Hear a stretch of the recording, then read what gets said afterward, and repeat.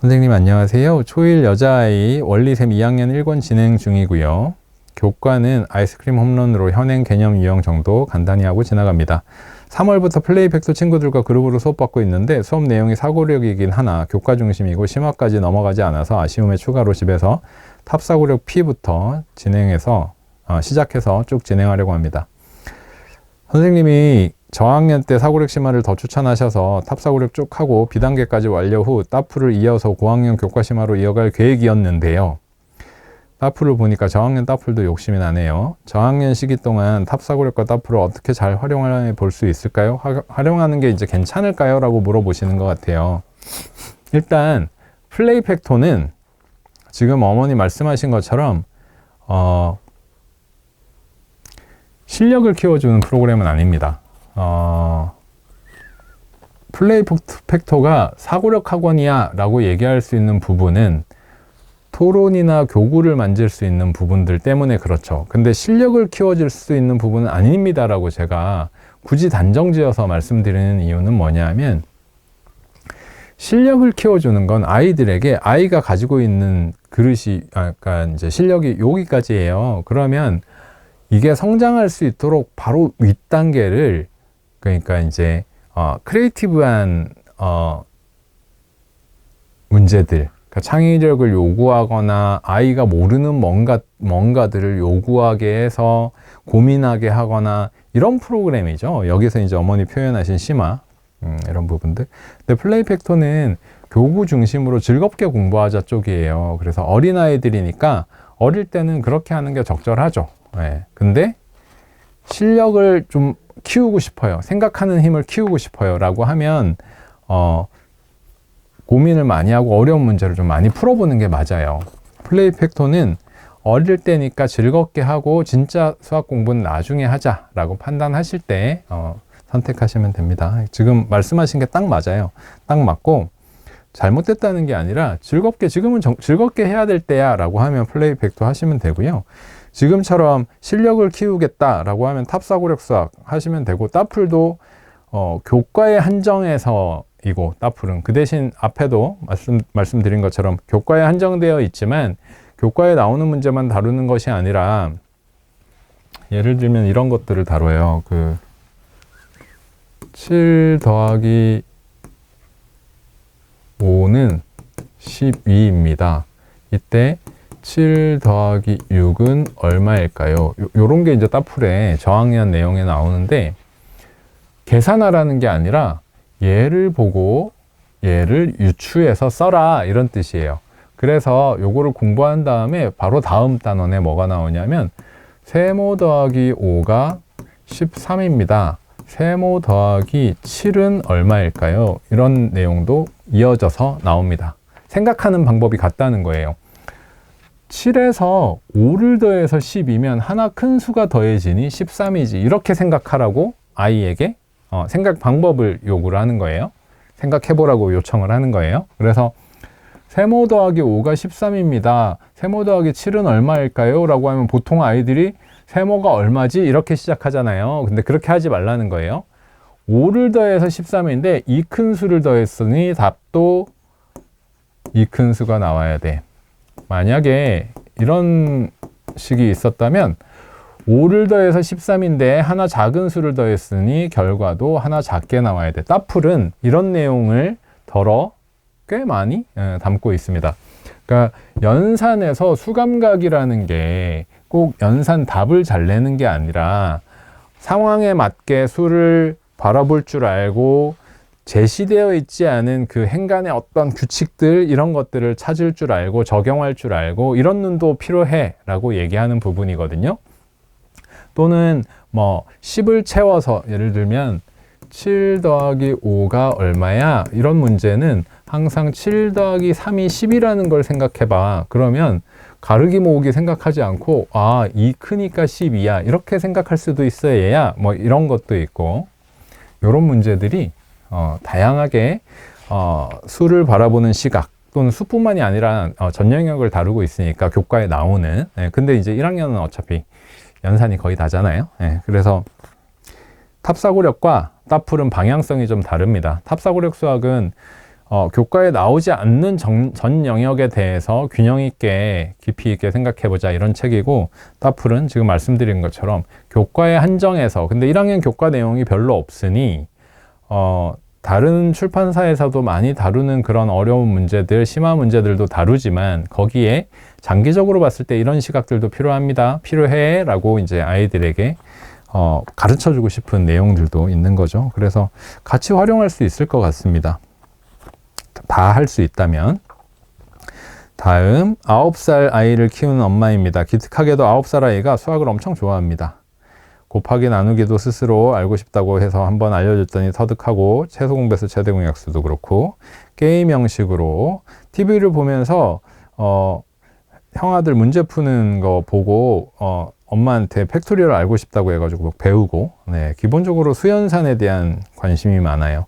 학원 안 다니고 집에서 기탄 연산과 디딤돌 수학 문제집만 풀고 있는데, 연산을 좋아하는 아이는 어떤 식으로 가르쳐야 할까요?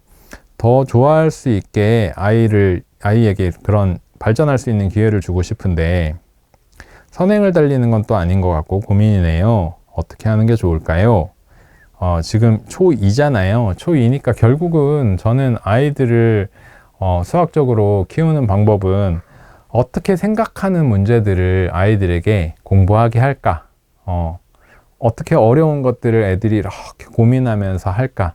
어떻게 어려운 문제들을 푸는 어떤 특별한 생각들을 배우고 그걸 이해하고 써먹을 수 있도록 할까? 이런 부분들이죠. 그래서 결국은 심화하자고 말씀드리고 싶고요. 지금 2학년이면 2학년에서의 심화면 사고력이죠. 사고력. 네.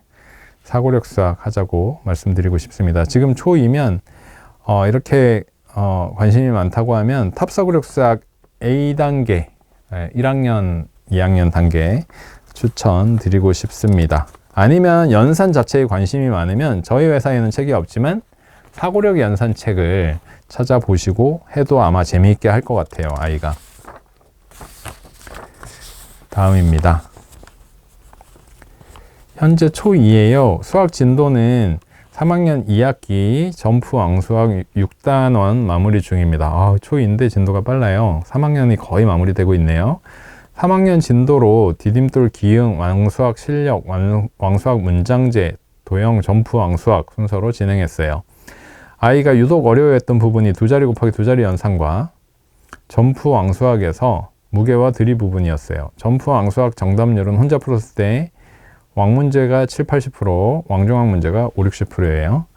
이번에 진도가 끝나면 4학년으로 진도를 나가기에 뭔가 부족한 것 같아서 두 자리 곱하기 두 자리 연산을 보강하고 4학년 진도로 나갈 것인지 아니면 부족한 연산과 3학년을 한 번 더 볼 것인지 고민입니다. 3학년 복습을 한다면 교과샘과 따풀 생각 중인데 마무리로 괜찮을까요? 네, 괜찮을 것 같아요. 괜찮을 것 같은데 두 자리 곱하기 두 자리 계산 자체를 어려워했다면 충분히 괜찮을 것 같아요. 그 다음에 무게와 들이 부분도 단위나 이런 부분들 복습할 수 있고요. 괜찮을 것 같아요. 근데 그런 데가 아니라 따풀 하면서 도움을 많이 받겠네요.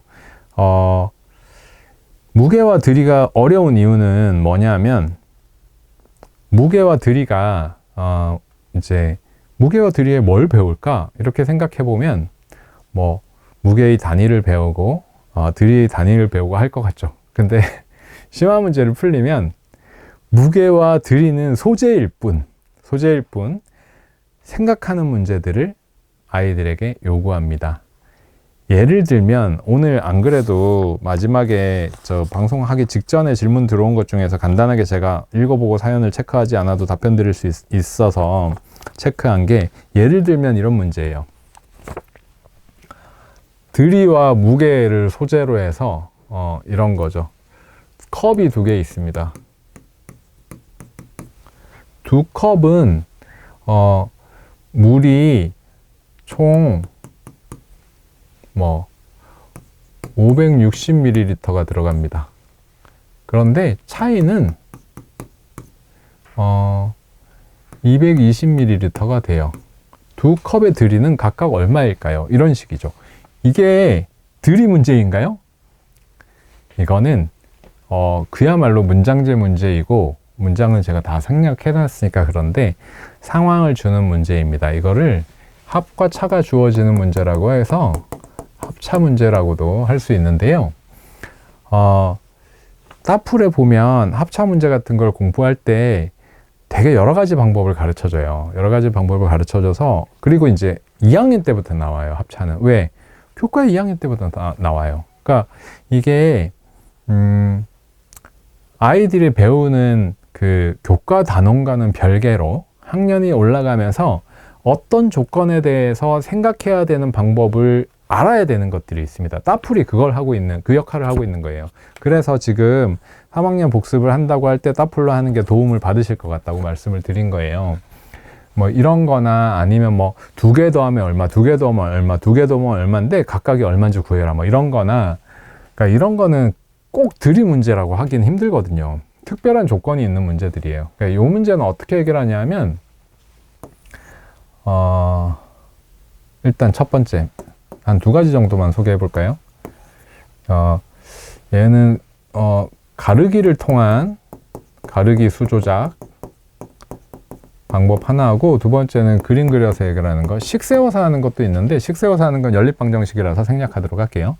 가르기는 어떻게 하냐, 이렇게 하는 겁니다. 총 560이라고 했으니까 560을 220 차이 나게 둘로 가르는 문제예요. 왜? 컵 2개가 합쳐서 이만큼인데 차이가 이만큼이라고 했으니까 이 수를 이거 차이 나게 나누면 되잖아요. 그렇게 생각하게 하는 거예요. 근데 나누는 방법이 뭐냐 하면, 얘가 220 크다고 했으니까 너 220을 먼저 네가 받아.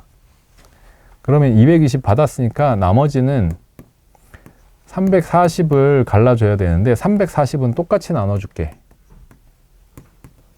이렇게 하는 거죠. 그러면 얘가 차이가 되었고 똑같이 나눠줬으니까 이게 바로 2컵의 들이가 되는 겁니다. 전체는 560이고 요만큼 차이를 냈잖아요. 그러니까 170과 390 이렇게 된 거죠. 그래서 차이와 합은 220과 합이 560 딱 된 거죠. 요 방법이 하나가 있고요. 이거 쉽죠? 네, 그래서 요 방법은 아이에게 가르쳐줘서 아이가 완전히 이해하고 자기 걸로 하게 되면 합차 문제는 다 이렇게 풀 거예요, 아마 쉽게. 네, 두 번째 그림 그려 해결하기는 어떤 방법이냐면, 큰 수가 있고 작은 수가 있어요. 이렇게 큰 수, 작은 수. 근데 우리는 차이가 0인 수, 똑같은 수 2개의 합이 있으면 수를 구하기 쉽잖아요. 그렇게 되거든요. 그래서 차이 220이 이제 여기 있는 거죠. 그리고 합은 560. 그러니까 220만큼을 빼버리면 둘이 같아지는 거잖아요. 그래서 220을 빼서 둘이 같게 만드는 겁니다. 220을 빼면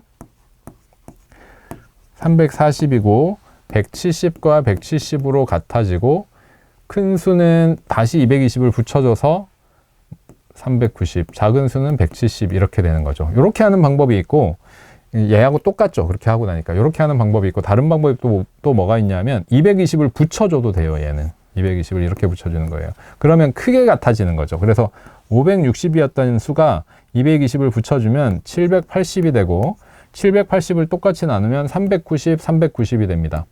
얘는 390에서 220을 이번에는 빼줘서 170을 구하게 되겠죠. 이런 방법들이 있어요. 그래서 이 방법들을, 요거는 질문이 들어와서 제가 설명을 해드리는 거예요.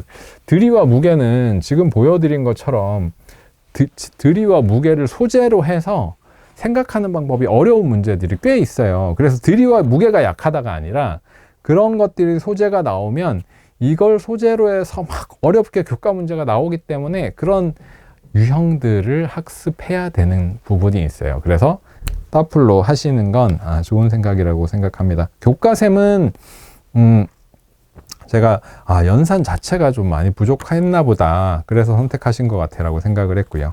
요거는 이제 약한 부분에 맞춰서 복습을 하면 되겠죠. 다음입니다.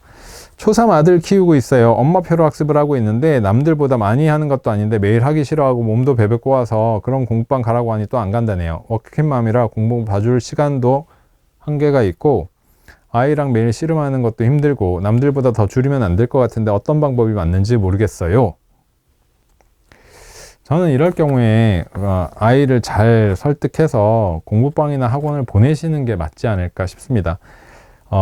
공부방이나 학원을 가면 생각보다 아이들도 편해요. 재밌어요. 친구들이랑 어울리면서 공부하기도 하고 해서 재밌어요. 그래서 학원을 너무 많이 보내고 학원 돌린다 뭐 이런 의미, 그런 말을 할 정도로 학원을 보내는 건 좋지 않겠지만 적당히 잘 이용할 필요가 있겠죠. 그래서 이렇게 맞벌이를 하고 계시고, 그리고 이제 아이를 하나하나 봐주고 있는데 서로 힘들고, 특히 이제 나는 괜찮은데 아이가 열심히만 해주면 엄마는 충분히 해줄 거잖아요. 근데 아이가 이렇게 힘들어 한다라고 하면 학원을 보내시는 게 저는 어머니도 편하실 거예요. 좋을 것 같습니다. 그게. 다음입니다. 안녕하세요, 선생님. 방금 전 우연히 인스타에서 선생님 피드를 보고 눈이 번쩍 뜨여 여러 피드를 보니 오늘 라이브 하신다기에 궁금해서 적어보냅니다. 저희 아이는 초1이고 한글은 5세 후반에 혼자 뗐는데 수학적 감각은 별로 없는 것 같아 걱정입니다. 현재 싱크백 바로셈 연산하고 있는데 실력이 영 늘지 않는 것 같아요. 아이 머릿속에 수라는 개념이 어떻게 세워져 있는지 그걸 알아야 수학을 가르칠 때 방향을 잡기 쉬울 것 같은데 지금은 애도 저도 혼돈 속에서 매일 연산과 싸움을 하고 있으니 답답합니다. 해서 제가 바로셈 연산을 검색을 해봤습니다. 거의 기탄과 비슷하더군요. 원리와 개념 없이 연산은 단순하니까 이런 식으로 단순하게 연습해서 요 단계 연습하고 외워지다시피 연습해 라고 하는 과정은 제가 추구하는, 제가 좋아하고 제가 추구하고 이렇게 해야 돼 라고 하는 제 가치관에 바람직한 연산 학습은 아닙니다. 그래서 소마셈이라는 책, 원리셈이라는 책을 만들었던 거고요. 엄마가 아이에게 이렇게 생각해서 공부하는 거야 라는 걸 서로 볼 수 있고 아이가 이해하면서 풀 수 있는 과정이 있는 책이라야겠죠. 지금 딱 이 경우는 완전히 딱 원리셈 하세요 라고 추천해 드릴 수 있는 케이스예요. 왜 그렇게 하는지, 어떤 원리를 배우는 건지, 어떻게 더하기 3은 더하기 3의 결과가 나오는지 이런 것들을 아이들이 알면서 하는 게 좋잖아요. 그죠? 그러면 그래야 아이가 어떻게 인식했는지, 인지하고 있는지, 어떻게 그걸 이해하고 다시 사용하는지를 볼 수 있으니까 학습 자체가, 수학 학습 자체가 그래야 되는 거 아닌가요? 그래서 원리셈을 추천드립니다. 간단하네요. 아주 간단하고 명료하게 원리셈을 추천해 드리겠습니다. 자, 마지막 사연입니다. 안녕하세요. 초1아이고요. 6살부터 무리하지 않게 하루 한 장씩 수학 한 권, 영어 한 권 하면서 매일 공부 습관 잡다가 이제 8살 되어서 하루는 연산 한 장, 팩토 2장, 최상위 한 장 하고, 다른 하루는 연산 한 장, 팩토 2장, EBS 도형 측정 한 장, 규칙 한 장 하고, TV를 20분 더 보고 싶어서 성냥개비 퍼즐 한 장 더 하고, 잘하고 있네요. 이렇게 번갈아 가면서 매일매일 하고 있는데 아이는 일단 습관이 돼서 잘하고 있어요. 근데 질문 문장이 길면 자꾸 실수를 하네요. 문해력이 부족한 건가요? 아니면 수학 경험이 부족한 건가요? 초1 아이니까 이건 둘 다 체크해 볼 필요가 있습니다. 일단 이렇게 문제가 발생할 때 체크해 볼 필요도 있고 기술적인 부분도 가르쳐 줘야 되겠네요. 문제가 발생할 때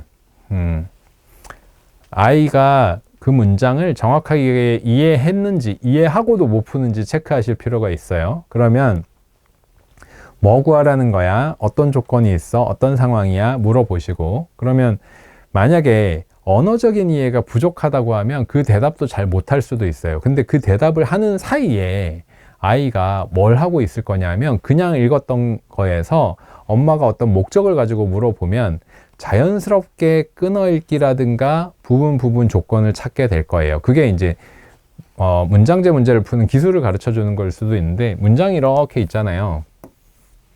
그러면 세 형제의 나이의 합은 20살이고 하면 여기서 딱 끊어요. 이런 것도 가르쳐 줄 필요가 있습니다. 이거 기술적인 부분이죠. 이렇게 하고 20살 중요한 조건 동그라미, 그 다음에 뭐는 어떻고 끊어, 뭐는 어떻고 끊어, 뭘 구하라는 겁니다. 이거 구하라는 거야, 중요한 거. 이런 표시를 아이에게 하게 해서 조건을 구분하게 하는 건 기술적인 부분을 아이에게 알려주는 거예요. 그리고 아까 말씀드린 것처럼 이걸 알려주고 안 알려주고와는 별개로 문장을 정확하게 이해하고 있는지를 체크, 첫 번째. 두 번째는 뭐냐면 정확하게 체크하고 있는데 그럼 이제 풀어봐 했는데 하나도 모르겠어 엄마 이렇게 하는 경우가 있어요. 너 다 알잖아. 이거 다 읽어가지고 이게 조건이고 이렇게 하는 거 다 이해했네. 하지만 하나도 모르겠다는 건 문제를 풀기 위해서 뭘 어떻게 해야 되는지 모르겠단 말이야. 이런 거예요.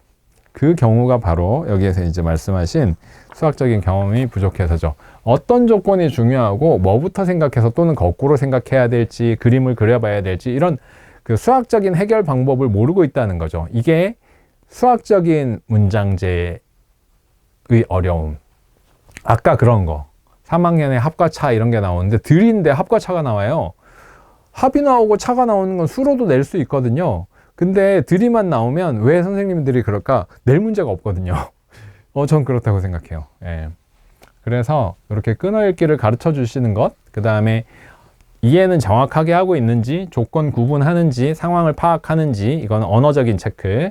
그 다음에 언어적인 부분은 잘 되어 있더라도 뭘 요구하고 어떻게 해야 되는지를 모르는 경우들이 더 많습니다. 그거는 수학적인 부분. 그래서 저는 문장제 문제를 어려워하는 아이들이 언어에 대한 문제가 아닌 경우가 훨씬 많습니다라고 강조해서 말씀드려요. 수학해야 됩니다라고 말씀드리죠. 여기 질문은 이 어머니께서 그런 생각이 조금 있으신 것 같아요. 그런 이해가 이미 좀 있으신 것 같아요. 그래서 이게 된다면 다양한 수학 문제를 많이 풀어보고 이 케이스에서는 이런 방식으로 생각해야 돼, 이런 생각 방법을 알아야 돼 라는 걸 가르쳐 주는 게 반드시 필요합니다. 자, 오늘 사연은 여기까지였고요. 질문을 좀 받아보는데 제가 여기 모니터링하는 모니터가 완전 꺼져서 카메라 세팅을 조금 바꾸겠습니다.